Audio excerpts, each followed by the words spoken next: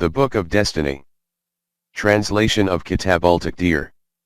Author: Ghulam Ahmed Parwez. Translated by Dr. Ejaz Rasool. Glasgow, UK. ISBN number 9798884207042. 10 Chapter 10, The Law of Mashi'at. There is a root in the Arabic language, shya, from which words such as sha'a, yashayu, shayan, mashi'atu have been formed. This is generally translated among us as to wish. It is this translation, or you could say it is the unclear meaning of mashi'at, which has become the cause for many misconceptions in relation to the issue of taqdeer. Therefore it is essential to comprehend this accurately. 10.1 Difference between intent and mashi'at. The meaning of mashi'at is that of forming an intention. Some linguists have not drawn any distinction between intent and mashi'at, but according to the lexicon Lugat, there is a difference between the two. Merely to wish for something is called an intention, and when that thing materializes as a result of this intention, then it is called mashi'at. Therefore Shai is the name for the tangible form of an intention. When these words are related to Allah, it is necessary to bear this distinction between intent and mashi'at in mind, although in common usage the meanings of both are taken to be that of to wish. For example, it is stated in the Quran that the amr of Allah is this, that when He intends something, He says to it be and it becomes. 36:82. From this it becomes clear that when the intention of Allah adopts the form of having come into existence, fayakun, then it is called mashi'at. It has been explained in detail in Chapter 2 that there are two parts to the creative program of Allah. One is the domain of amr, and the other is the domain of khalq. In relation to the domain of amr, I have written in my book, Lugatul Quran, that it is our experience that everything in this world is tied up within the mechanism of cause and effect. But when we extend this process backwards, then such a point will definitely be reached where this process will terminate, and there we will have to acknowledge that an effect has come into existence without any cause. This is that point where the system of the universe commences with the wish, intent, and will of Allah, and His full autonomy. If someone asks why and how did Allah make the system of the universe, no answer can be given to this other than that Allah made it as He wished, according to His will. At this point the mashi'at of Allah is not tied to any procedure or law. As per our concepts, root shya. This is the domain of amr of Allah, in which everything comes into existence according to His scheme, that is, His creation is initiated and laws are established for it. All this takes place due to the omnipotence of Allah. These are the same laws which are operating in the domain of khalq. If someone asks why water flows downhill, why fire emits heat, why cyanide is fatal, in response there is no answer other than that the mashi'at of Allah was simply like this, that is, that all this takes place according to those laws which were established in the domain of amr, according to the mashi'at of Allah. From the Quranic viewpoint, those laws of nature which are functioning in the physical universe are laws of mashi'at. And those laws regarding human life which have been bestowed via wahi will also be called laws of mashi'at, that is, this fact that the nourishment of the human body occurs through those things which he eats and drinks is a law of mashi'at. And this fact that the development of the human self takes place through those things which he gives away to meet the needs of others is also a law of mashi'at. From these explanations it is clear that wherever words appear about Allah like sha'a, yashayu, they should not be translated as Allah does whatever He wishes. Their translation should be like this: everything takes place according to the law of mashi'at of Allah. You will see how with just this difference in translation those aspects of the Quran become clarified which otherwise remain as the source for 1,000 confusions due to previous translations, and for which thousands of philosophical expressions and intellectual interpretations are employed in order to resolve these. But despite this, instead of these aspects being resolved, they become even more convoluted. In the physical world these laws will be comprehended through scientific knowledge, and in the human world through reflection and reasoning in the Quran. In this chapter these same aspects will be presented. 10.2 Law Sha Allah. This combination has appeared in the Quran at numerous places. It is commonly translated as if Allah had wished, then. Its correct translation should be as follows: if Allah had defined this kind of law of mashi'at, then this would have happened. For example, if we ask why salt is salty, the reply will be that the law of mashi'at of Allah is that salt should be salty. If his law of mashi'at had been that salt should be sweet, then salt would have become sweet. 10.2.1 The meaning of law. If it is said that if Allah wills, even now salt can become sweet or not, then in response it will be said that if he wills, this can also happen, but he will never wish it like this, because after having established the laws of mashi'at, he himself has stated that he will not make a change in these laws. Details about these matters have already been noted in this arrangement. Law Sha'a. The meaning of law, according to the Arabic language, is that this matter will now never happen. Sa'ayati has stated in his book, Idakan, that Ibn Abi Hatim has quoted on the procedure of Dhayaq from Ibn Abbas, that he said that wherever law appears in the Quran, its meaning is that this thing will never take place. 10.2.2 Examples from the Quran. Imam Ibn Hazm has also reported the same in his book, Al-Malal wa al-Nal, and has then explained it in great detail. Let us take a look at examples of this in the Quran. The law of mashi'at of Allah about the things of the universe. That is, leaving aside man, the whole of the rest of creation, inert matter, plants, animals, etc. Is that for whatever path they have been created, they tread on it automatically. They do not possess this choice that whichever one of them wishes, it can tread on this path, and whichever one wishes, it can adopt another path. This guidance, which species has to follow which path, has been kept in every creature of every species. This is called instinct, and the Quran has termed it as wahi to these things. This is what is known as the fitrat, nature, of these things. It is the nature of water that it will flow down a slope. It is the nature of a goat that it should eat grass, not meat. A lion is by nature carnivorous, it simply cannot eat grass. According to this principle, the nature of all the goats in the world is one and the same. All lions have the same characteristics. In other words, every species among these is one ummah, there is no difference among them. Contrary to this, there is man who has no fitra according to which he has been created constrained to follow, and this is why there is no guidance inherently present within every individual of the human species. Every human child, man, receives this guidance from outside, via wahi.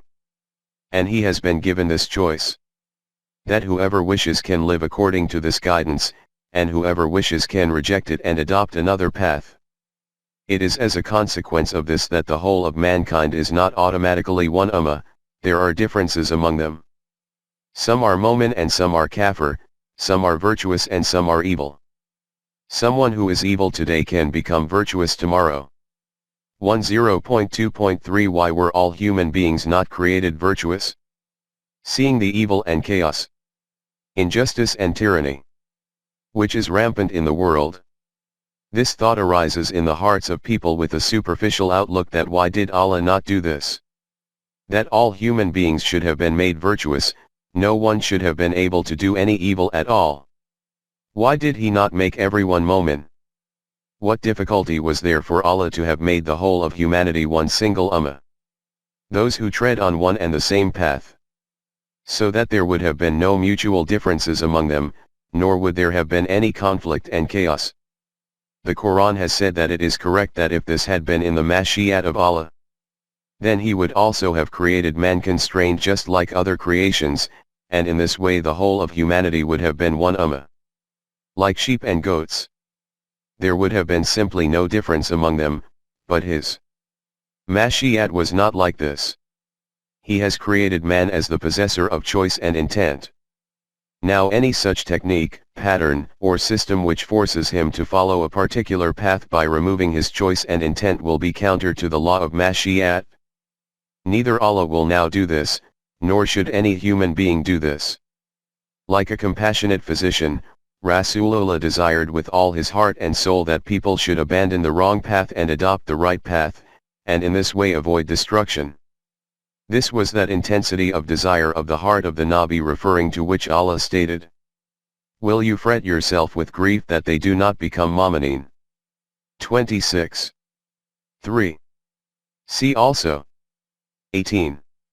6. Now just note in what way the Quran presents what has been stated above.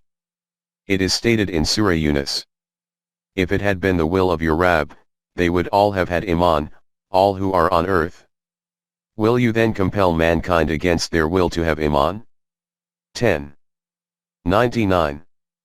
If this had been in the divine Mashiach, then he would have created all human beings like this, that they would all have accepted Iman. He would have created them constrained just like other things in the universe, but his Mashiach was not like this. He did not create man as constrained.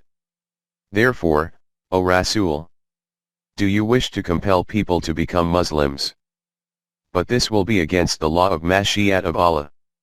If it had been the aim of Mashiach to force man to become Momin, then this guidance would have been kept in the fitrat of every human child, and in this way, like other animals, they would have been constrained to follow one path only according to the demands of their instincts.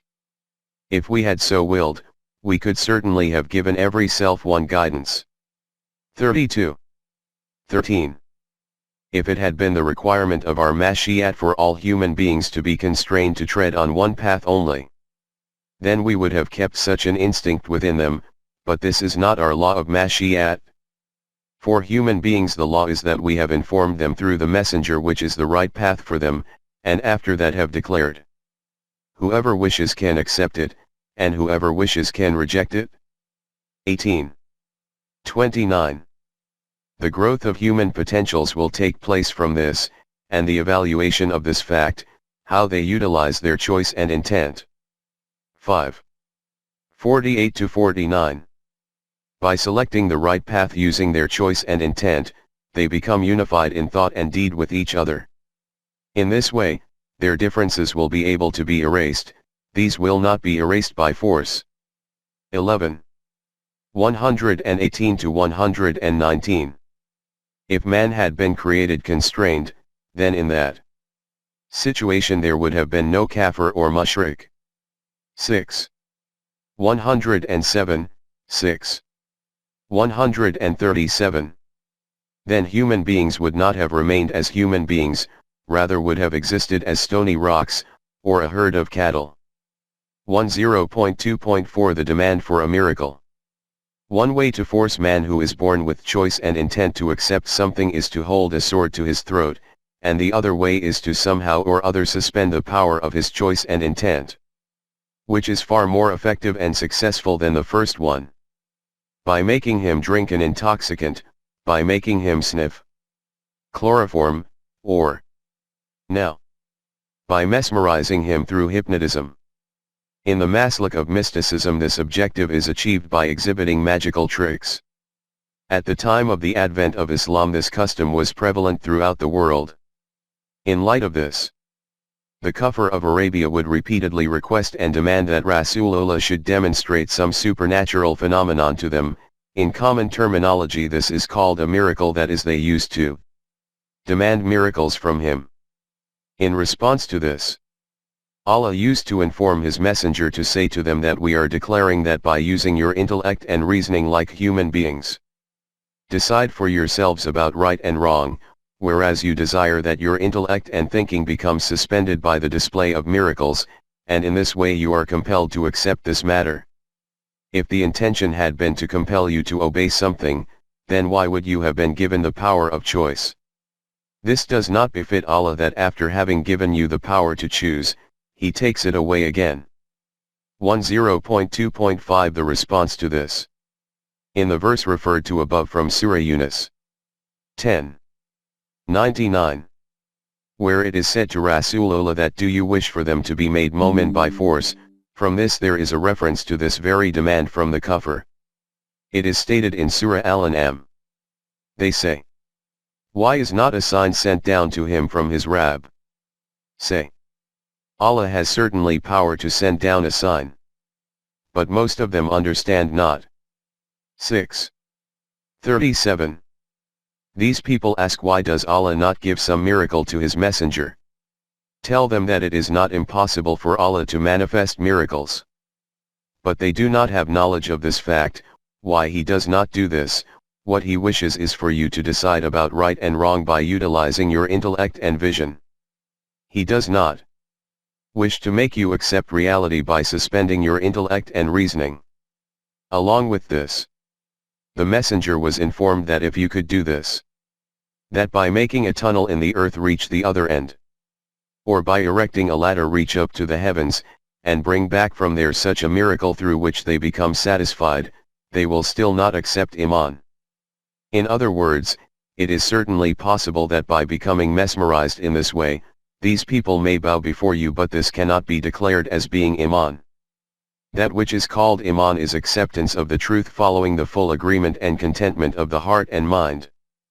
No human being can become a mu'min by being coerced to become a Muslim, regardless of what the form of this compulsion may be. Hence, do not become one among those people who, due to lack of knowledge of the reality, say that why has Allah not made all human beings righteous and mu'min? 6:35. Iman will only be his who assents after listening with the ears of his heart. 6:36. At another place it is stated that from this demand for miracles which is made by these people. 13:27. This thought also arises in the hearts of some members themselves of your Jamaat that if their demand is fulfilled and they accept Iman, then this will be excellent. Say to them that even if there had been such a Quran due to which the mountains began to move, and far-off places on the earth could be traversed in the twinkling of an eye, even to the extent that the dead started to speak due to this, even then these people could not have become mu'min. This is the very reason that Allah has kept all matters under the obedience of His laws. 13:31. And in this regard His law is that the matter remains dubious to those people who do not employ intellect and reasoning. 10:100. After this it is stated that have members of your Jamaat still not comprehended this fact that if it had been the Mashi'at of Allah, then it was not at all difficult for Him to have created human beings in such a way that they would all have trodden on the right path. 10.2.6 Why is there this killing and destruction? This thought arises in the hearts of many people from witnessing wars and conflicts, killing and destruction in the world, that why does Allah not ensure that people do not resort to mutual bloodshed? In the metaphorical account of Adam, the aim from the objection which was raised by the Malaika, that we see the flames of bloodshed and chaos in his form, was also to point to this reality. In response to this it is stated in Surah Al-Baqarah that it was enjoined in the guidance which we sent via the Anbiya that people should not resort to mutual bloodshed and wars. But after the departure of the Anbiya, their followers used to again engage in conflicts and fights among themselves. If the aim of Mashi'at was this, wa law sha'allahu maqtatala. 253. That differences and bloodshed among people be forcibly stopped, then Allah would simply have created them constrained, but He did not do this. He created them as possessors of choice and intent, the consequence of which is that some among them accept Iman, some deny it. 253. The meaning which is generally taken among us of Law Sha'Allah is that this is simply what is wished by Allah, that these evils should exist in the world. If He did not wish it like this, then who would have dared to create chaos and conflict in the world? And when this is indeed what Allah wishes, then reproving someone for chaos and conflict, and making an effort that this does not happen is against the will of Allah. You may perhaps say that no one says this nowadays. It is true that due to the consequence of the light of intellect and reasoning being commonplace, people do not say this, but if you look at the ancestral literature among us relating to Taqdeer, particularly that relating to Tasawwuf, you will find these same ideas there. As has already been noted, the Quran informs us that at the advent of Islam the mushrikeen and kuffar used to derive this very meaning from Law Sha Allah. It is stated in Surah Al-An'am that the mushrikeen say that, if this had not been the will of Allah, Law Sha Allah, then we would not have done shirk, nor would our forefathers have done this. 6. 148. See also 16. 35, 43. 20. It is stated in Surah Yasin that when these people are told to aid the hungry and the destitute, the kuffar say, should we feed those people whom, if Allah had so willed, He would have fed? 36. 47. Should we make provisions for bread for these people whom Allah wishes to keep hungry? If it was not acceptable to Him to keep them hungry, then why did He not make them rich? It is evident from the fact that He has kept them poor that He simply does not wish to provide them with bread. If we provide them with bread, then it will mean that we will have to engage in war with the Mashi'at of Allah. The Quran has declared this mentality to be that of the mushrikeen and kuffar, and has attributed it to extreme ignorance and misguidedness. The Quranic meaning of Law Sha Allah is the one which was explained earlier. 10.3 MashaAllah. MashaAllah is commonly translated amongst us as whatever Allah will wish, and the meaning taken from this is that we can do whatever we want, however, only that will happen which Allah wishes, that is, whatever is acceptable to Allah. It is obvious that this meaning is the product of that concept of Taqdeer according to which man is declared to be a constrained being. Since this concept of Taqdeer is against the Quran, as previously documented, hence the above noted meaning of MashaAllah is also not correct. Its true meaning is that whatever is happening in the universe, it is taking place according to the law of Mashi'at of Allah. Whoever contravenes these laws, he bears its consequences. It is stated in Surah Al-Baqarah, man cannot acquire anything from divine knowledge other than through that technique and to that limit which his law of Mashi'at has defined. 2. 255. In other words, according to intellect and vision, or through wahi, these are the two techniques which the law of Mashi'at has devised for the acquisition of knowledge.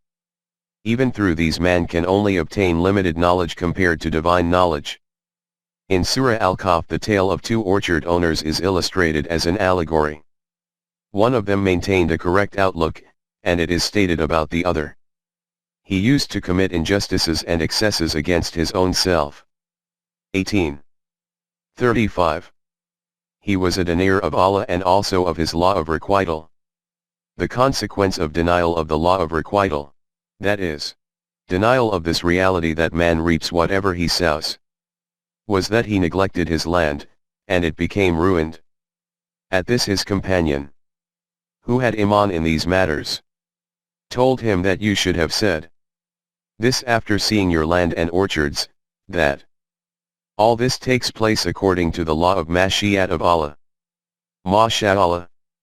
Other than Him, no one else has such power and authority that He can create them and then make them bloom. 18. 39. 10.4 Profit and loss. Cast another eye on whatever has been noted in connection with benefit and loss under the topic of khair and shar. This reality will appear before us that there is benefit by acting according to the law of Mashi'at of Allah and loss by going against it.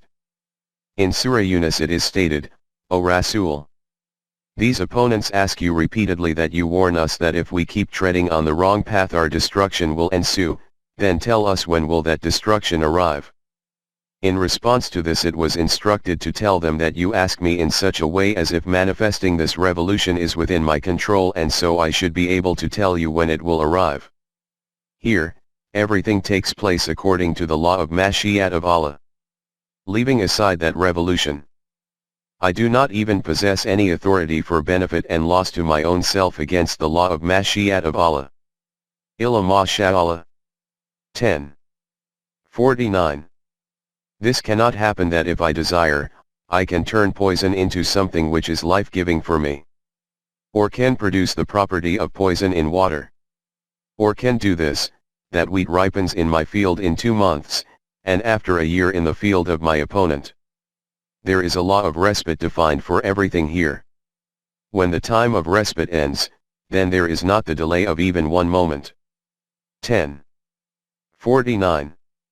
Hence this revolution will also take place according to the law of respite. From here the meaning of قُل لَّا أَمْلِكُ لِنَفْسِي ضَرًّا وَلَا نَفْعًا إِلَّا مَا شَاءَ اللَّهُ has become clear. 1049. 10.5 The law of respite. Referring to this law regarding the life and death of nations, it is stated in Surah Ar-Ra'd that Allah does remove or establish according to His will. That is, as per His law, ma yasha. This is all in the Kitab. Mother of Books. 1339. In other words, every period of respite has a law defined for it. That which is to remain established and strong, also remains established and strong according to this law. That which is to become erased, also becomes erased according to it. Here, no nation acquires establishment for no reason, nor is it erased through injustice and deceit. The meaning of ma yasha becomes clear here, then you will be able to comprehend what the law of removal and establishment is, that is, what are the determinants according to which a nation achieves ascendancy, and what are the factors due to which nations become destroyed. You can have knowledge about these reasons and causes, but you cannot understand why these laws have been made like this. Only Allah has knowledge about this because it is related to the domain of His Amr. This essence of the law has been termed Kitab, that is the fountainhead of the law. Its root, the law of Mashiat, operates in a tangible form in the universe, its origin lies within divine knowledge. 10.6 The meaning of Allama Sha'Allah. At some places in the Quran Allama Sha'Allah appears. For example, it is stated in Surah Al-Alaq that, O Rasool, we have given you the Quran in such a manner that you cannot forget anything from it. After this it is stated, Allama Sha'Allah. 87. 6-7. This Allama Sha'Allah does not mean that you can only forget that much from it which Allah wills. You cannot forget any more than that. Not a single word of the Wahi which was bestowed on Rasulullah from the direction of Allah could be forgotten. 17. 86. Later, Mufti Muhammad Abduhu, compiler of Al-Manar, has written that continuation in Mashiat appears everywhere in the Quran for evidence and confirmation, that is, wherever the words MashaAllah etc. appear after Ilah, it means that nothing will ever go against whatever has been stated. The purpose of stating Ilah at these places is that for these matters remaining established and continuing is in accordance with the Mashiat of Allah. If His Mashiat had been against this, then He would have made them like that. Therefore, the meanings of Fala Tansa Illa Masha'Allah in the above verses are that you will in no way be able to forget it. In this same vein, there are those verses of Surah Hud in which it is stated in relation to the eternity of Jahannam and Jannat that they will stay there as long as the system of the universe remains in place. 11. 108-109, 6. 29. The meaning of Ilama Sharabuka, according to the explanation by Mufti Muhammad Abduhu, is that they will stay in them forever, or its meaning will be that they will remain in them in accordance with the law of Mashiat of Allah. Elaboration of this law is available at other places in the Quran. 10.7 Aae Malu Ma Shaitum. The gist of this discussion is that the meaning of Masha'Allah is not that as Allah will wish, so it will be. This is because Allah Himself has stated for man that, Amalu ma shaitum. 41. 40. Do as your heart wishes. The Mashiat of Allah was up to the extent of defining the law. Once He had made immutable laws. Then after that it will be the mashiat of man which will become operational. That is, if he wishes, he can work according to these laws. If he wishes, he can adopt a path against them. However, bear this fact in mind that the law of requital of Allah watches what you do. 41. 40. The consequences of your deeds will be established according to his law of requital. Changing the outcome is not in your mashiat, this takes place according to the mashiat of Allah. 10.8 Insha'Allah. Insha'Allah, which is usually translated as if Allah wishes, then, is used so frequently among us that it has become a customary phrase. In what sense it is utilized can be assessed. For example, from the following conversation. First friend. You will reach by 4 o'clock, will you not? Second friend. Insha'Allah. First friend. Brother, the matter is very serious, never mind Insha'Allah, tell me for certain whether you will reach by 4 o'clock or not. 10.8.1 The accidents of PIA. In other words, amongst us Insha'Allah is uttered at that time when the matter is not certain. This use of Insha'Allah appears to be inconsequential, but on examining it more deeply, then this reality will become evident that this interpretation is not inconsequential. When the belief is that man can make 1,000 efforts but only that happens which is the will of Allah, then you can say nothing definitively. That confidence can simply never be generated within you through which you can declare with absolute certainty that I will definitely do this. You can only say that if it is acceptable to Allah, then I will reach at 4 o'clock. Because the doctrine of Jabr has become part of our Iman, hence its outcome, conscious or unconscious, is that if something is said with certainty, without Insha'Allah, then it feels as if we are committing some kind of sin. The airline service of Pakistan, PIA, was considered to be very reputable and trustworthy. By chance a few airplanes met with accidents. That is, due to maladministration, because of which great concern arose in the country. In order to determine the causes and reasons for these accidents and to remedy any errors, investigations were commenced. When it was announced from the direction of our religious class that the true cause of these accidents is that at the time of take-off of the airplane, the captain announces that by flying at this speed we will arrive at a certain place at this time, he does not say Insha'Allah together with this. This kind of pride is not acceptable to Allah. Therefore, it was decided regarding this that the captain would definitely utter Insha'Allah, and despite this, accidents continued to occur. 10.8.2 The meaning of the word in. We have already noted the meaning of Sha in Insha'Allah, that is the law of Mashiat of Allah. As far as the word in is concerned, it is generally denoted as meaning if, but it has one other meaning as well, which, unfortunately, becomes ignored in the translations of the Quran among us. According to Arabic grammar, it will be said that this word is used to denote a reason or cause, i.e. the way in which we use the word, because in the Urdu language, it is also used in the Arabic language for the same meaning. Sa'ayatai has given many examples of this in his book, Itikan. 10.8.3 This will definitely be accomplished. Let us see what meaning becomes defined according to these meanings of in Insha'Allah. This can also be understood from an example. You say to your friend that, brother, I am in a hurry, leave the formality of serving tea as this will take too much time. That friend places the kettle on the cooker and says, how much time can it take to make tea? The fire is burning, I have put the kettle of water on it, the tea will be ready in 10 minutes. You say to him, in 10 minutes? He says, Insha'Allah, that is whatever I am doing, since it is according to the law of Mashiat of Allah, hence its outcome will definitely be established in this way. Or in other words, whatever I am doing, when it is according to the law of Mashiat, it can never be the case that its outcome will not be like this, hence this will certainly be accomplished. In the books on Lugat, in also has the meaning of is, which is translated as when.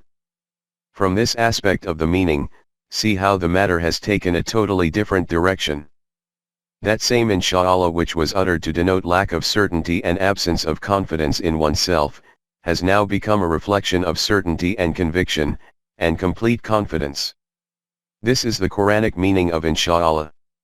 The examples quoted by Sa'ayati for the meaning of in the context of because or when are very perspicuous.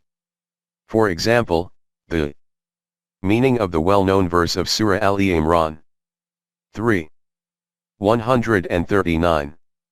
Is that because you are mu'mineen, hence you will be at the most eminent status in the world? Or that when you are mu'mineen, it can never be the case that you are not established at the loftiest status?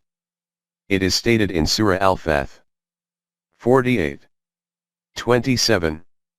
That because your whole program is in accordance with the law of Mashi'at of Allah, hence you will definitely enter the Kaaba or Makkah in peace and safety. Or in other words, when your program is according to the law of Mashi'at of Allah, then how can it be that you do not enter Masjid-e-Haram? You will enter it, and will most definitely enter it. When the parents and other family members of Yusuf came to Egypt, he told them that because all this is taking place according to the law of Mashi'at of Allah, hence you will remain in Egypt in peace and comfort. 12. 99. When the father-in-law of Moses, about whom it is claimed that he was the messenger Shu'aib, came to an agreement in the matter of working for the household, he said to Moses that because I obey the laws of Allah, hence you will find me among the righteous people. 28. 27. See also 18. 69, 37. 102. In the Battle of Ahzab the hypocrites resorted to massive treason. Later on, this question arose that what kind of treatment should be meted out to them. With reference to criminals, the law of Allah is that if any possibility of reformation is seen in anyone, and he is repentant on his conduct, then he should be forgiven, and if such a situation does not exist, then the punishment for the crime should be given. In light of this law, it is also stated regarding these hypocrites that the decision as to whether they should be punished or pardoned will be according to the law of Mashi'at of Allah, which is referred to above. 33. 24. 10.9 Do not say, I will definitely do so tomorrow. It is stated in Surah Luqman that no self can say with certainty what he will do tomorrow. 31. 34. This is because in relation to the occurrence and materializing of events, certain links in the chain of events also sometimes appear and have an impact about which man can have no prior knowledge. These are those very links which are termed as unseen and about which it is stated that no one other than Allah has knowledge of the unseen. It is stated concerning this that you can say nothing with any certainty about all the links in those matters about the future which are such that their causes are not known to you in advance. For example, you can certainly predict at what time there will be a solar eclipse 100 years from now, but you cannot predict where this fly will land after flying away from here. In connection with such matters it is stated that, nor say of anything that I shall be sure to do such and such tomorrow. 18. 23. You should not say this, that tomorrow I will definitely do something. Whatever you wish to do, keep providing the necessary means for it according to the law of Allah and say that if all the means are made available according to His law, then this will definitely take place. But if such links appear in it about which I do not receive prior knowledge, then it will not happen like this. Regarding thinking about these means and resources and making provision for their availability, keep taking great care to adopt the necessary measures, and if you forget something and thus were not able to achieve your aim, then do not just sit down in despair. Bring to mind what the issue was that you overlooked. Instead, say that I am certain that now I will see such a path which will take me even closer than before to my intended destination. 18. 24. 10.10 Meaning of in as if. Now let us analyze those places at which in inshallah has appeared with the meaning of law. If. In this connection, cast another glance at the topic of law sha'Allah again. It is said there that Allah has declared that if we had wished that cyanide should not be a cause for death, then we would have made that kind of law.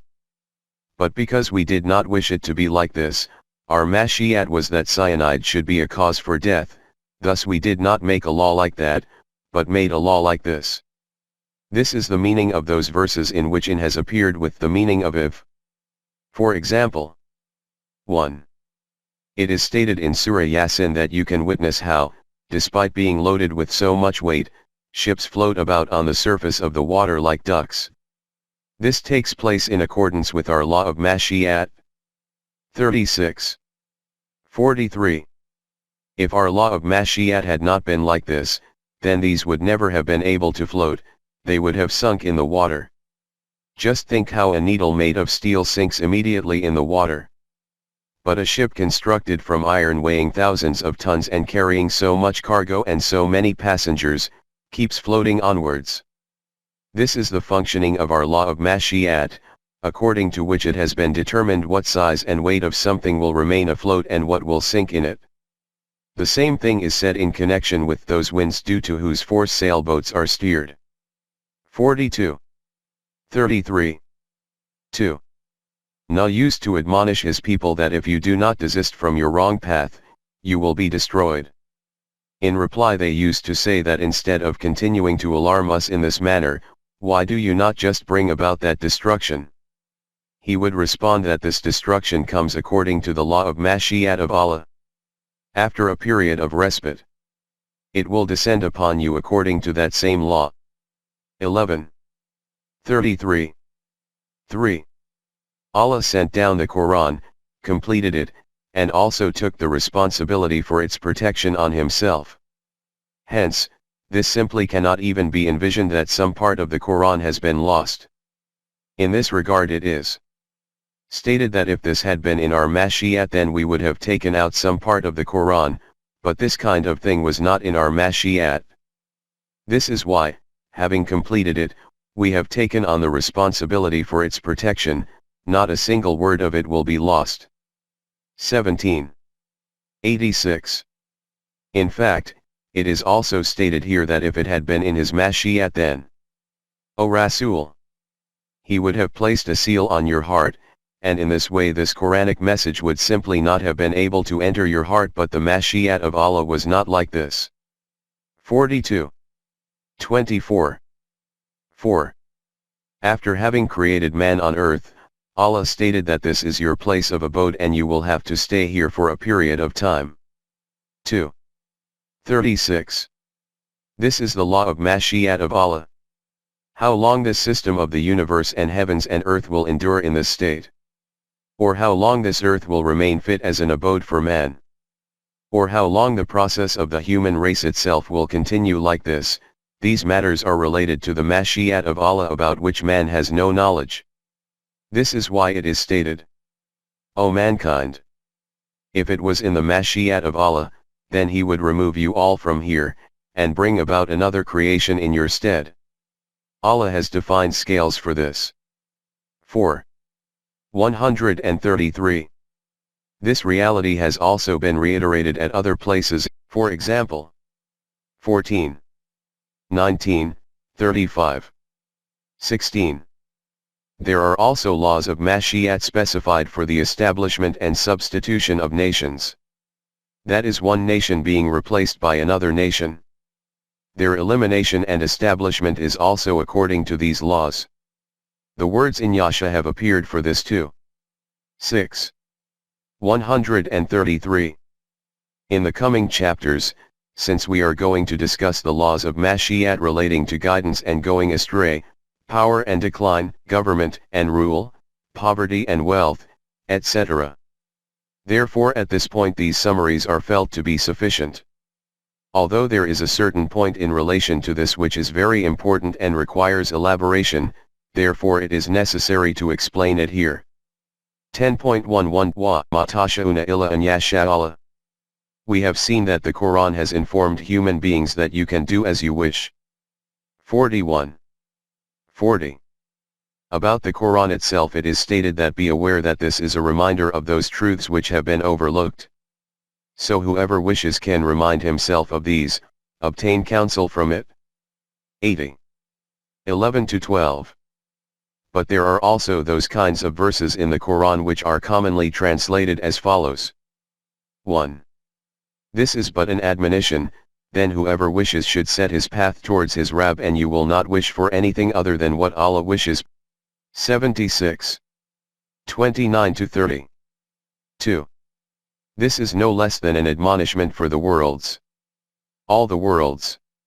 For that individual among you, so that he can tread on the straight path, and who does not wish anything other than what Allah wishes, the Rabb of all the worlds. 81. 27-29. See also. 74. 56. Now just think, what is the situation which appears before us through these translations? That it is the decree of Allah that we have sent down this code of life.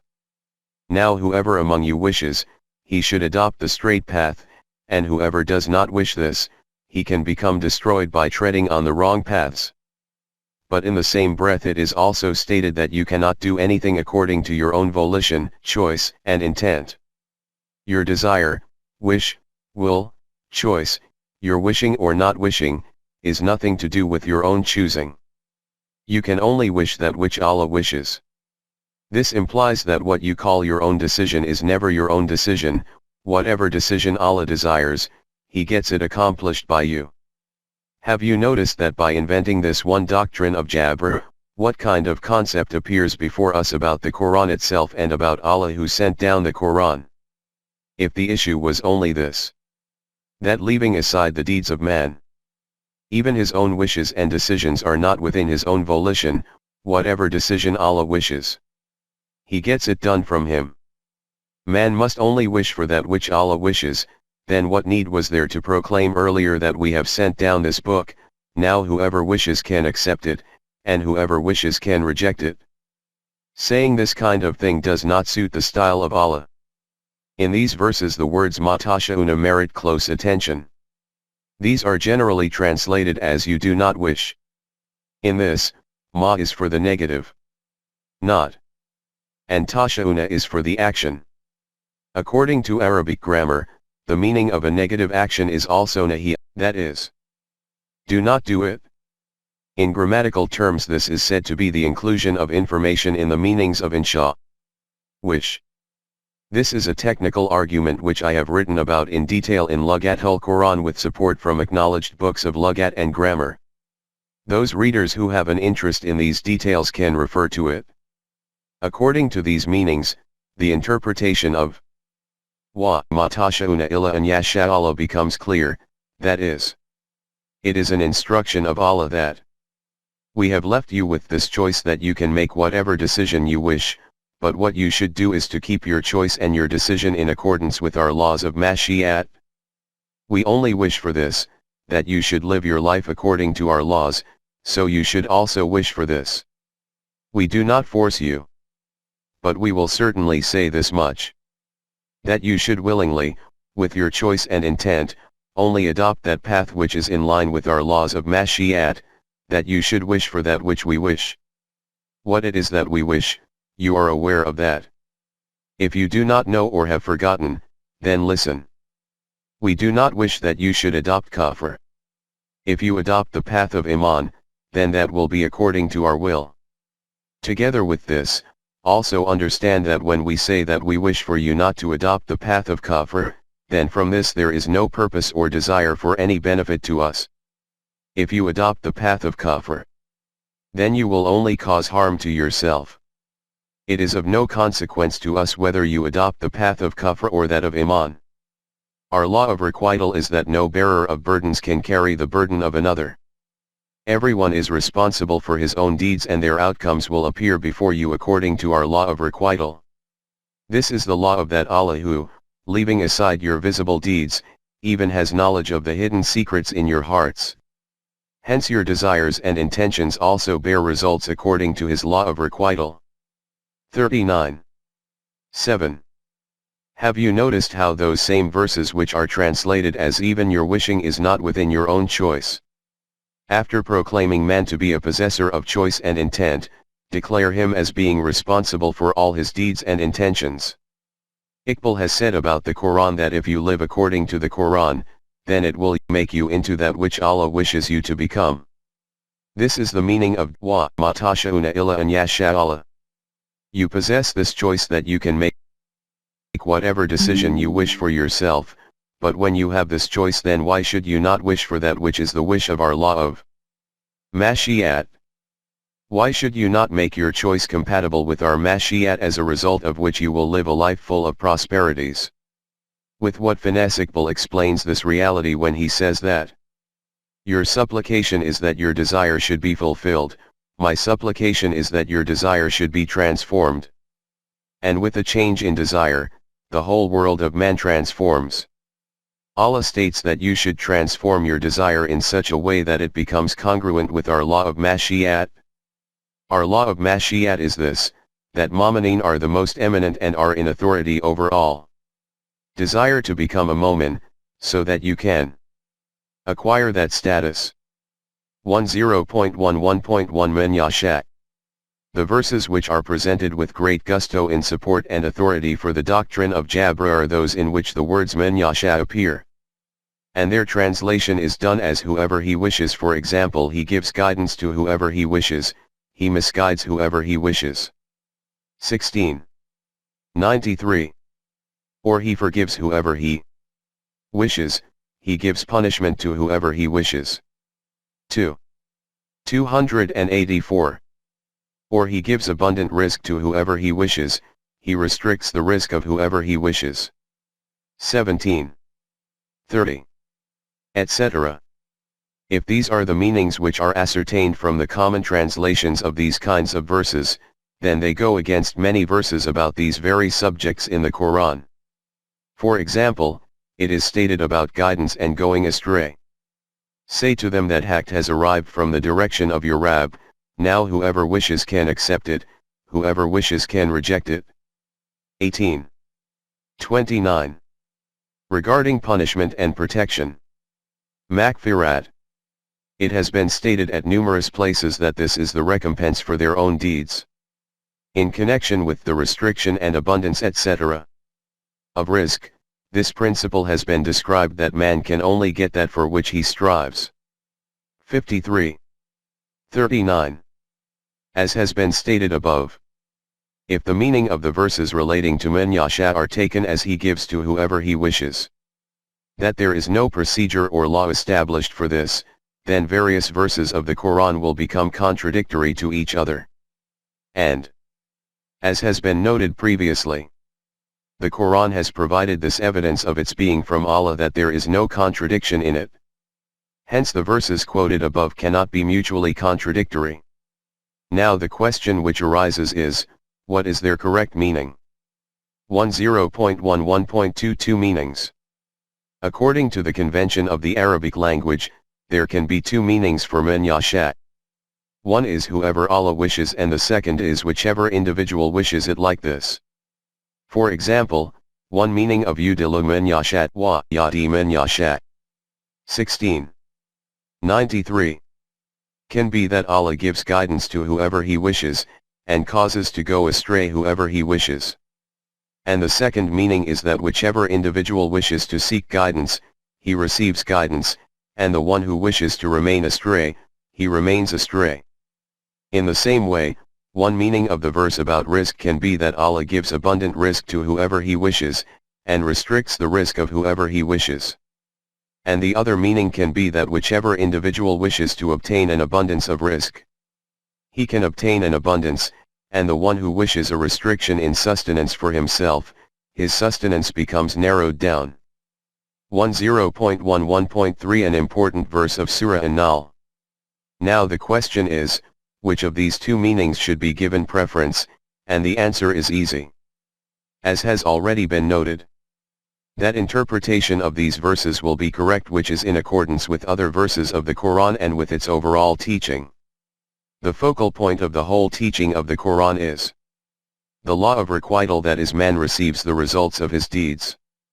Hence, only that interpretation of these verses will be in accordance with the teaching of the Quran in which the actor, subject, of man yasha is viewed as man.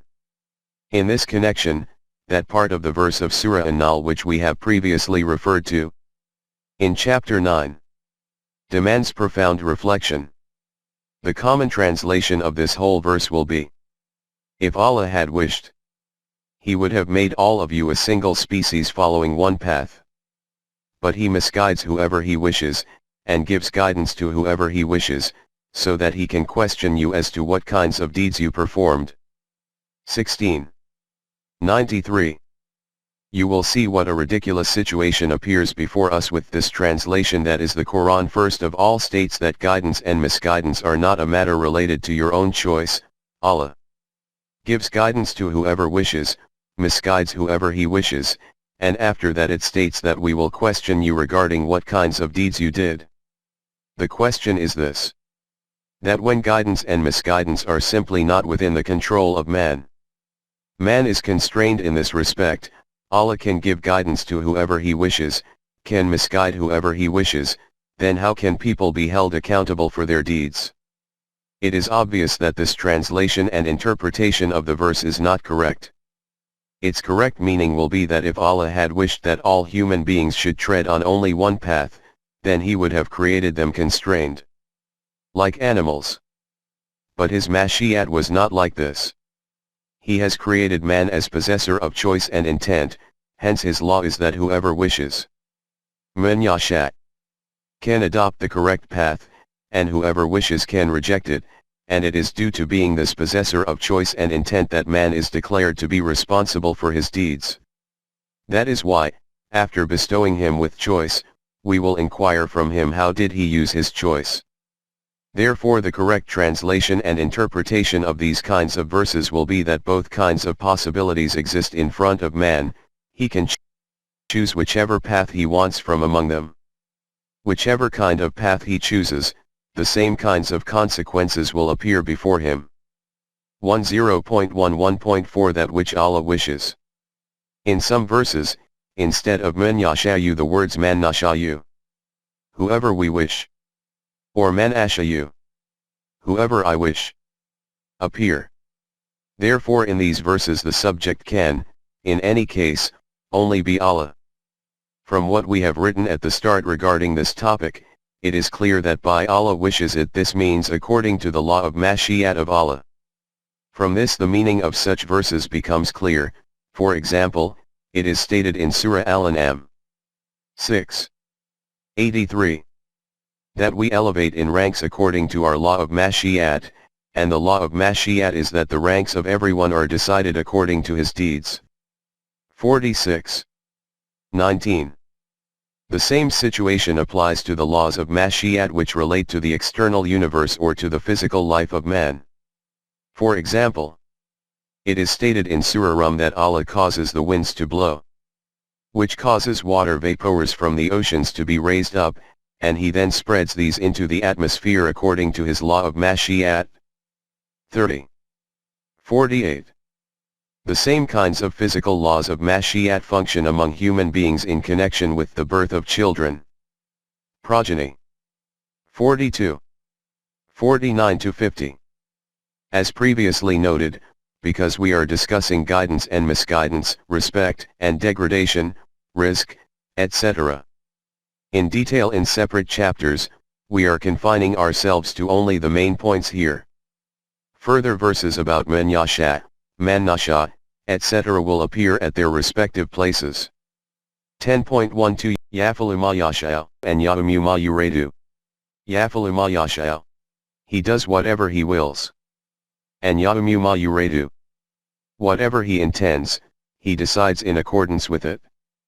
See verses 22, 18, 5. 1. Cast another eye on the second chapter. It is noted in it, and later also reiterated, that there are two programs in the creative phase of Allah. The first phase is the domain of Amr, in which Allah brings things into existence from nothing and establishes laws for their protection and preservation. Nourishment and evolution, removal and substitution.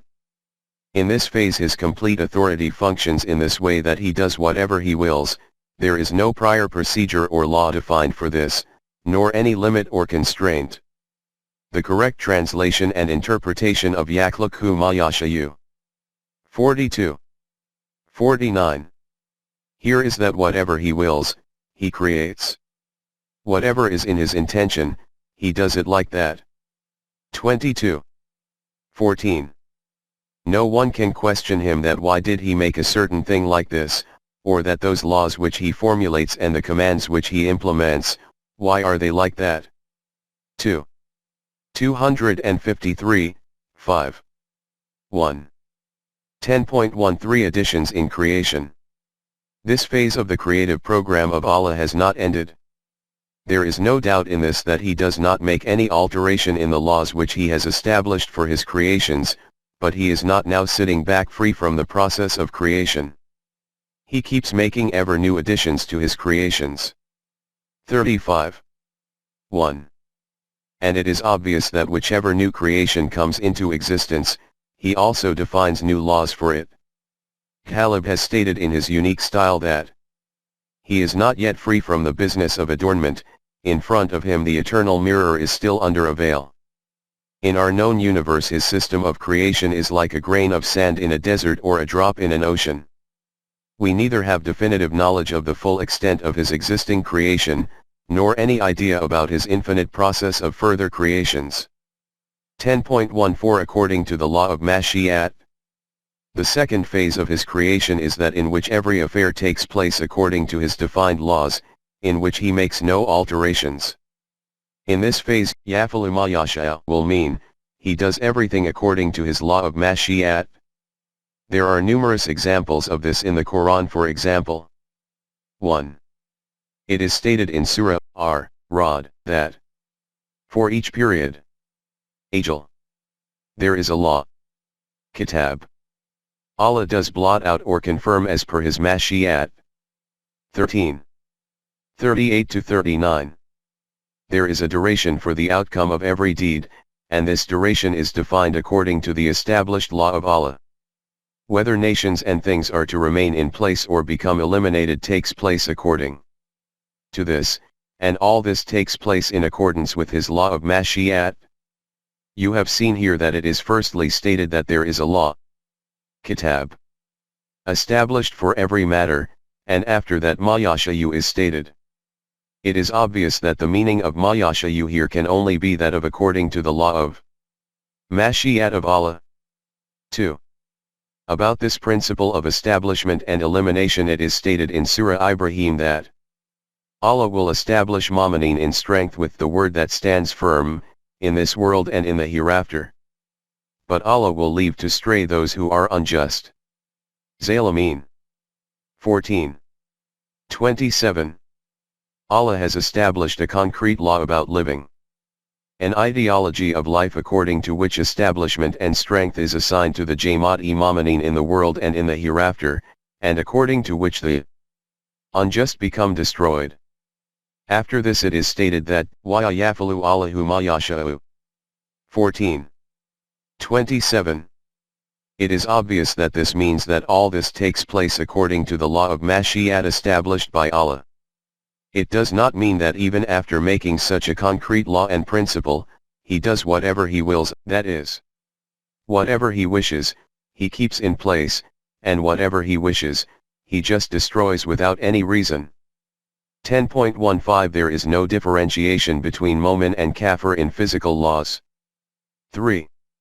In Surah Bani Israel we are informed that the benefits of the physical world can be acquired according to one's own efforts. There is no differentiation in this between either a Momin or a Kafir. Whatever kind of effort someone makes, he obtains its fruit according to it. The one who only wishes to obtain worldly benefits, he obtains worldly benefits.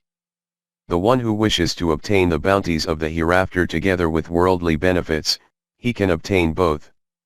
In this arena of efforts and deeds no obstacle is placed in front of anyone so that others can advance forward while you cannot. According to our physical laws, if the kuffar make efforts we cause them to advance forward also. If mu'minin do this, we keep advancing them too in proportion to their efforts. We do not place obstructions in anyone's path. After declaring all this, it is stated Ma nasha'u liman nurid. 17. 18. It is obvious that this cannot have the meaning that in whatever way we wish and whatever decision we make for someone, he can only receive that. Its meaning is that all this takes place according to these laws of ours which we have kept established according to our mashiat and will. His will was that in relation to worldly benefits there should be no difference between a kafir and a mu'min, but the kafir will have no share in the hereafter. Here, every matter takes place in accordance with procedure and law, not through injustice and deceit. 3. 176. Allah has not made any intent whatsoever for injustice to the nations of the world. If any trouble reaches anyone here, it is due to their own wrong path. 3. 108. In this respect, this is the will, the law of Mashiat of Allah. 5. 49. In the outer universe this will of Allah is busy functioning in the form of physical laws, and for human life these laws have been bestowed through wahi. In this way we sent down these clear laws, now the straight path can only be acquired according to them. 22. 16. 4. In the Quran the story of Bani Israel is explained in great detail. This is because the eternal laws about the rise and fall of nations appear perspicuously before us in a practical form in this. In this connection it is stated in Surah Al-Qasas that when the injustices of Pharaoh exceeded the limits, and the time for his destruction arrived after the termination of the period of respite according to the law of requital of Allah, Moses rose up in opposition. He carried out the suitable education and training of Bani Israel, and after freeing them from the slavery of Pharaoh, took them towards the free and open valleys of the Sinai, so that there they could be made ready for taking responsibility for worldly affairs. The beginning of this link in the account is noted by the Quran in this way, that when the tyrannies of Pharaoh reached an extremity, then we intended that the nation which he had trampled underfoot, it should be blessed. Pharaoh and Haman are to be destroyed, and Bani Israel are to be made their successor. 28. 5. 10.16 How the intention of Allah comes into action. Allah made this intention, but this intention of His did not come into action in the way that it does in the domain of Amr, that when He makes an intention for something then He says, be, and it happens. 36. 82. In order to bring this intention into practical form, He provided Bani Israel with a detailed program, and instructed that if they kept following it, then they will acquire establishment in the land. But this nation did not obey the divine guidance fully. They began to make equivocations in this, and the consequence of this was that this same piece of land about which it was stated that Allah Katabalahulakum had put their name on it. 5. 21. It was declared to be haram on them for 40 years. 5. 26. During this period the older generation of these people passed away, and the new generation, which had been nurtured in this free environment, rose up and occupied that land in one fell swoop. Have you noticed how the intentions of Allah become fulfilled according to the divine laws in the domain of Khalq? From here it also becomes clear what is meant when it is stated that that particular land which was written down for them. Written down does not mean that they can keep sitting comfortably, they will gain possession automatically. As already noted in chapter 6, in the Arabic language and in the Quran the meaning of kitab is that of law. Thus the meaning of kataba will be according to the law. It was said to Bani Israel that if they obeyed the laws of Allah, then they will acquire this land. Their generation that existed at that time did not obey these laws, so they remained deprived of this land. After them, another generation obeyed these laws, so they then occupied it. Details of these matters will be found in a later chapter. 10.17 The law regarding respect and humiliation.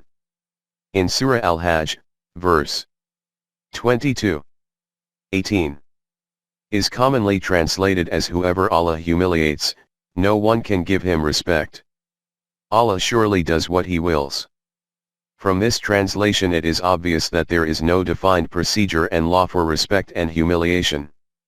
Allah confers respect on whoever He wishes, He humiliates whoever He wishes, but this concept is not correct.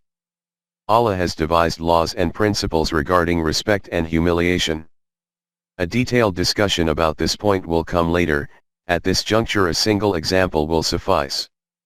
It is stated in Surah Al-Fajr that when some individual or a nation is humiliated, then he declares, "See, my Rabb has humiliated me for nothing." In response it is stated that, remember, Allah does not humiliate anyone for no reason. There are causes for it. You have been humiliated because you did not respect that individual who used to become isolated in society.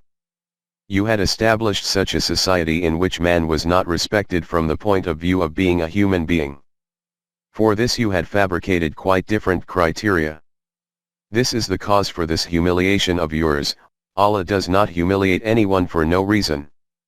89. 15-17.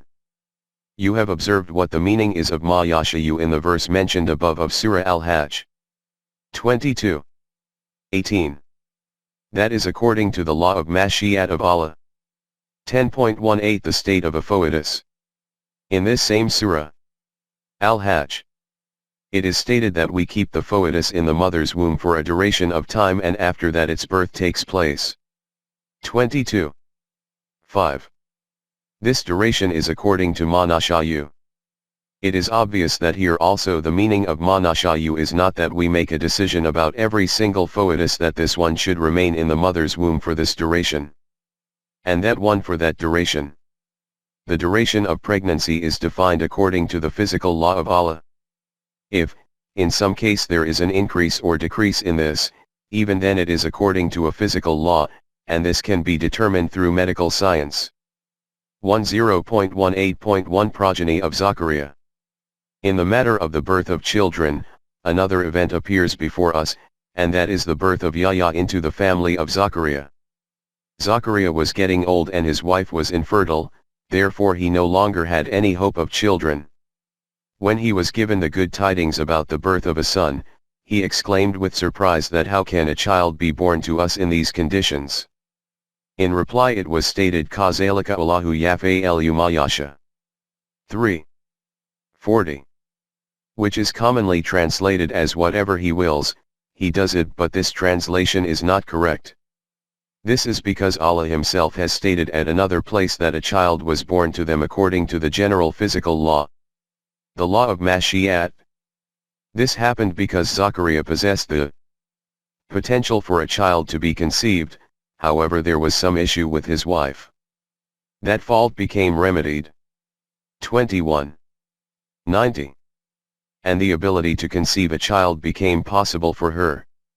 Thus the birth of this child took place according to the general physical law. These kinds of events occur frequently, that a woman remains infertile for a period of time, and following appropriate treatment, children are born to them in later life.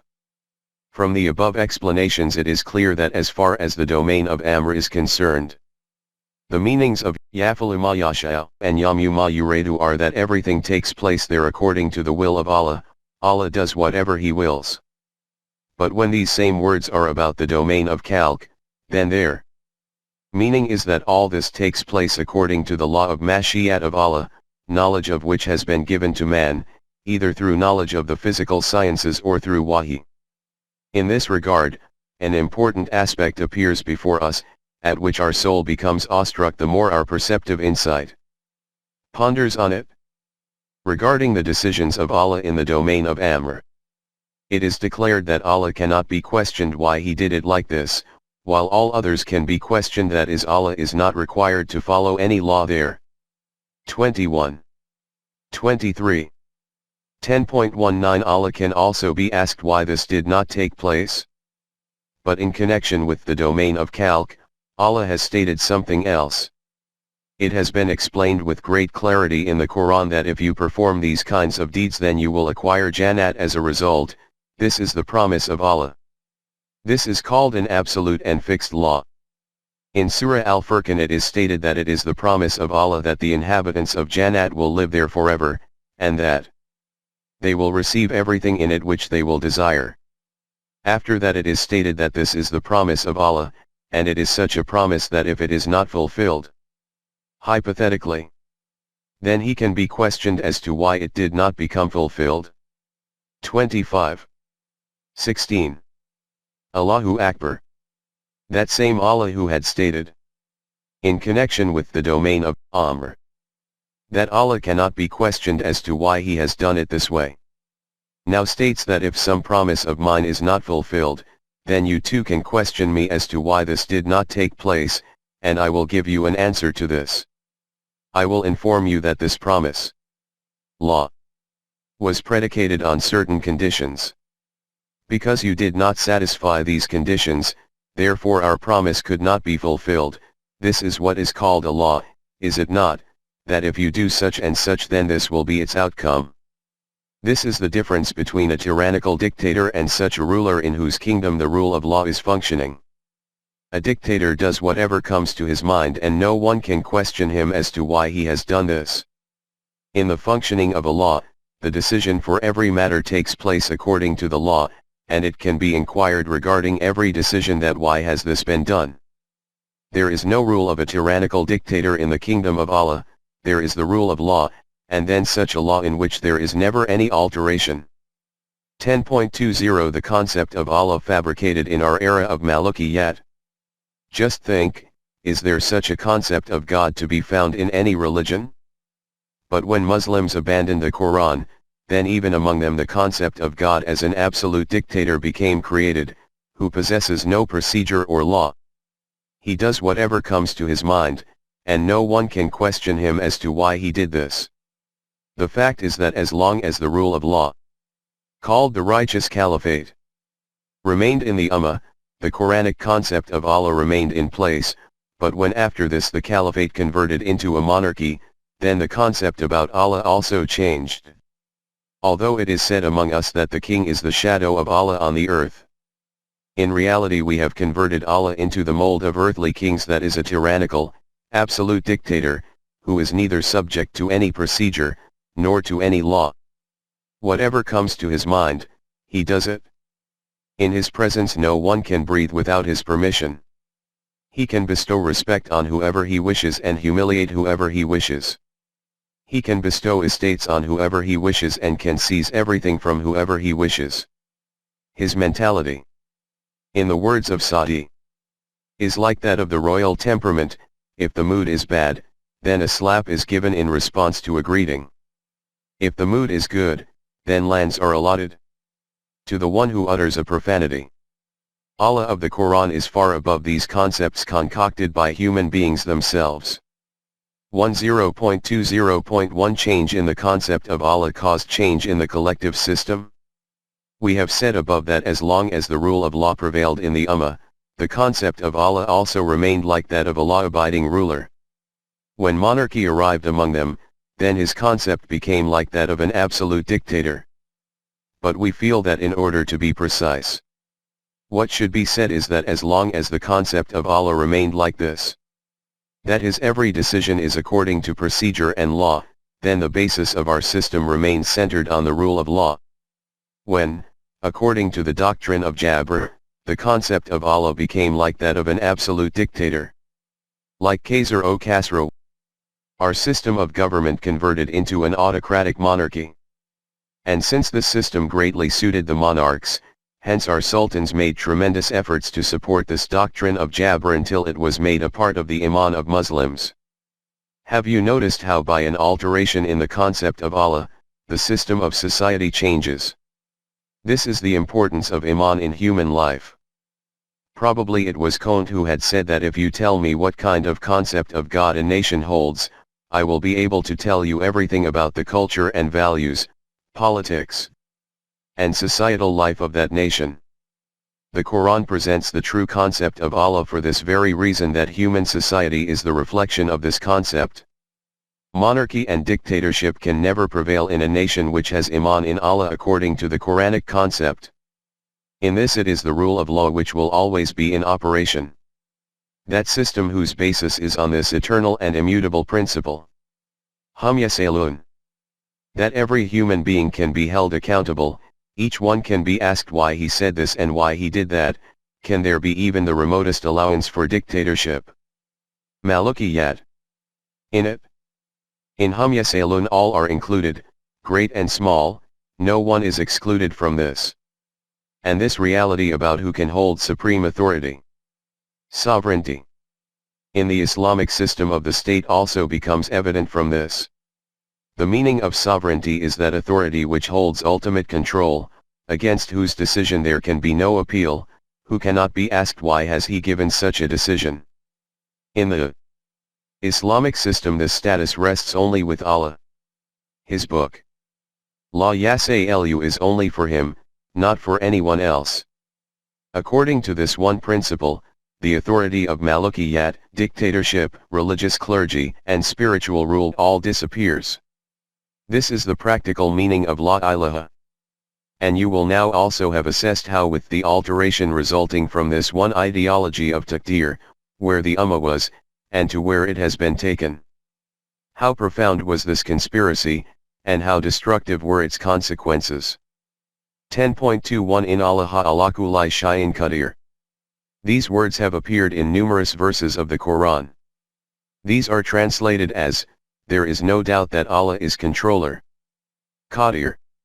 Of all things, and the meaning which is assumed from his being controller is that there is no procedure and law established with him. He does whatever comes to his mind.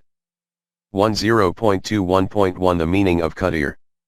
Have another look at chapter 2 in which the meaning of words like Qadr, Taqdeer, Qadir, Qadir, etc.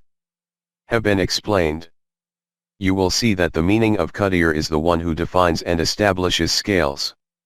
Therefore the meaning of In Allah ala kulli shay'in qadir is that Allah has defined scales for everything, according to which these remain busy functioning.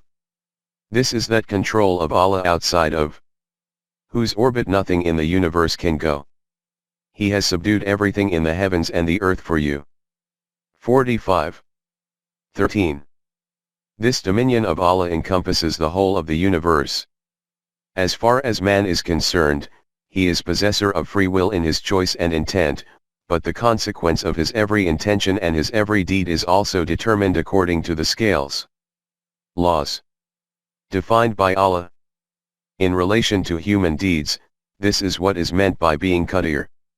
For example, it is noted in Surah Al-Baqarah. Whatever good deeds man performs, their benefit also goes to him, and whatever evil deeds he performs, their loss is also borne by him. 286. And just 2 verses prior to this verse it is stated that whichever individual wishes, he can seek the means of protection from Allah. Whoever wishes, he can purchase ruin, undoubtedly Allah has fixed scales. Laws. For every matter. 284. It is stated in Surah Al-Imran that, say to them, whatever is in your hearts, whether you hide it or manifest it, Allah has knowledge of it. He has knowledge of everything in the heavens and earth. At the time of the manifestation of the results of deeds, the outcomes of the good and evil deeds of every individual will appear before him. 3.29. See also 5.45. 119 to 120. This is indeed the law of Allah. It is stated in Surah Al-Imran that those people who boast about their wrong path and desire that they should be praised for work which they have not done, should know that they cannot escape from the grip of Allah. The vast and wide kingdom of the universe belongs to Allah alone.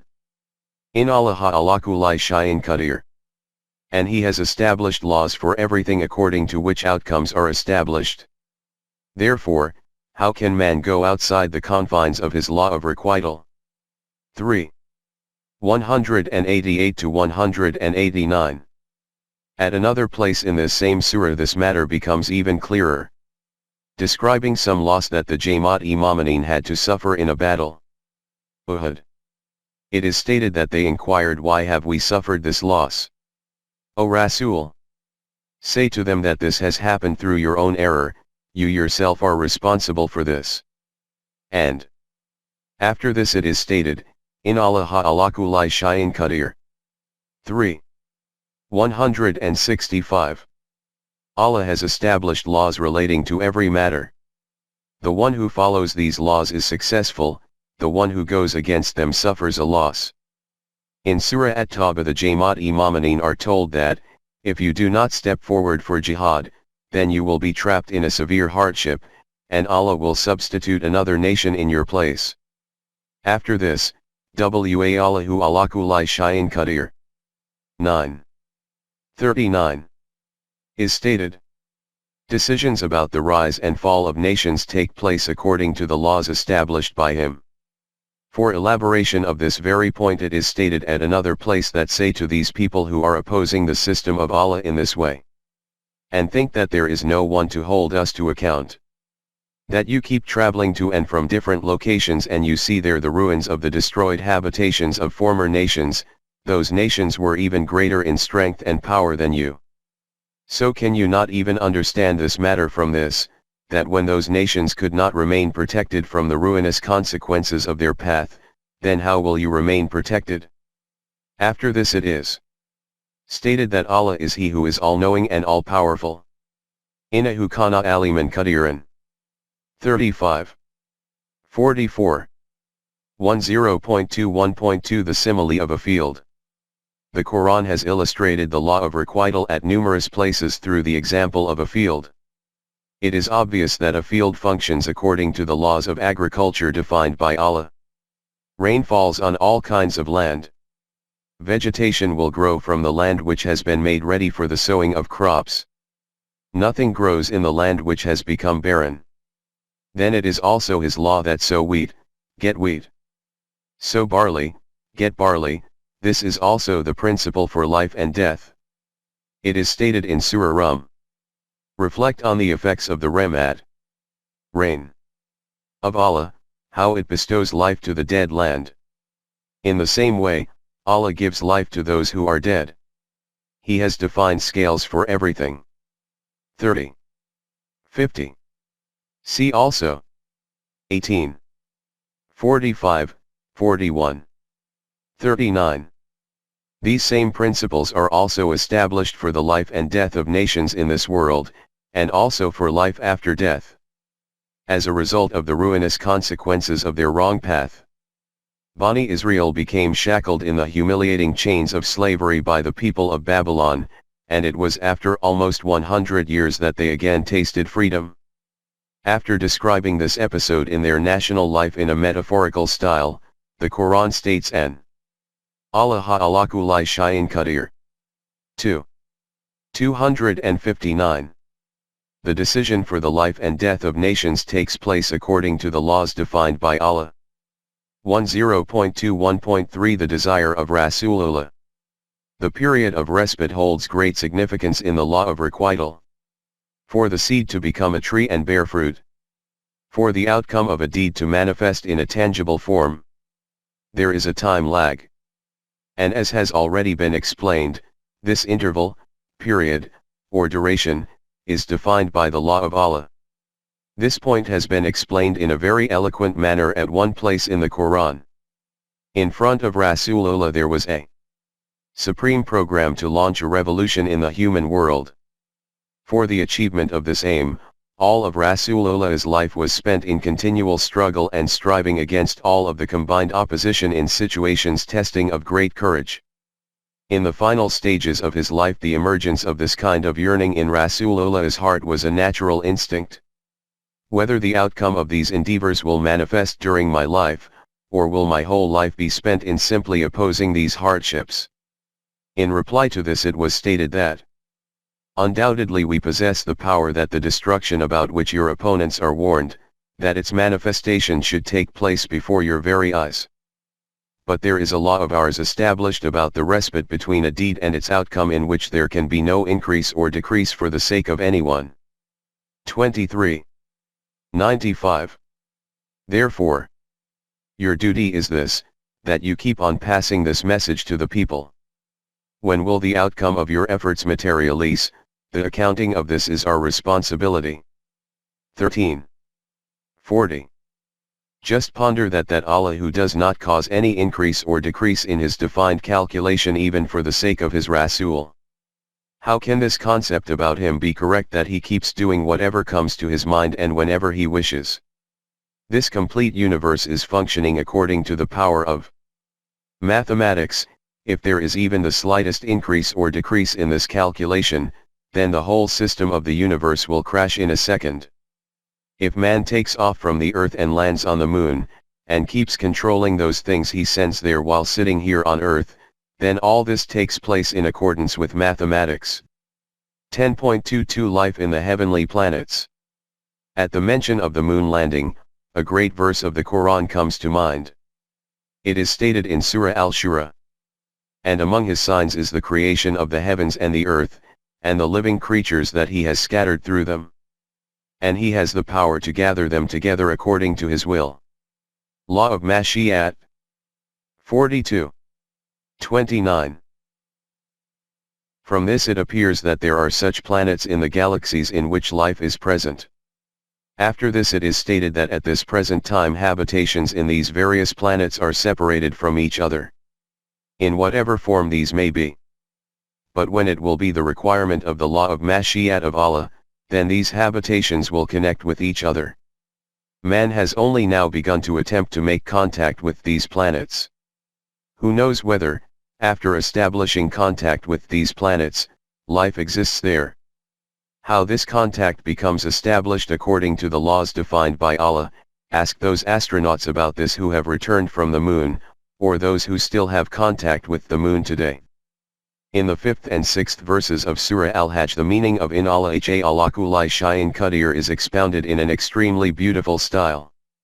We have noted it in the following words in Mafhum al-Quran. Say to them that if you are in doubt about the life after death because you see this as being impossible, then just ponder a while on this fact that we initiated your birth from inorganic matter. With the addition of water in this, the first life cell appeared. Then this caravan of life, after passing through various stages, reached to this destination where the continuation of the species takes place through procreation. Fertilization takes place within the womb of the mother. Then it acquires the form of a leech-like clot. Then it converts into a partly unformed and partly formed lump of flesh. It passes through all these stages so that, to whatever extent latent potentials exist in this embryo, these become manifested through gradual and progressive development. This foetus remains within the womb for a duration of time according to our law of Mashi'at. Then you enter the world in the form of a living and awake child. Then slowly and gradually, you reach the age of your adulthood. 16. 70. Some of you will die in the prime of youth itself.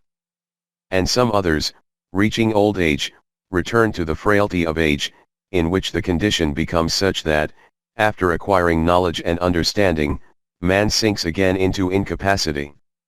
This is an example of your own stages of creation. Then after this look at the world around you, and ponder on the countenance of the earth, how it lies barren and dry, with no sign of any life or movement in it. Then when we send down rain on it and as a result it becomes verdant all of a sudden.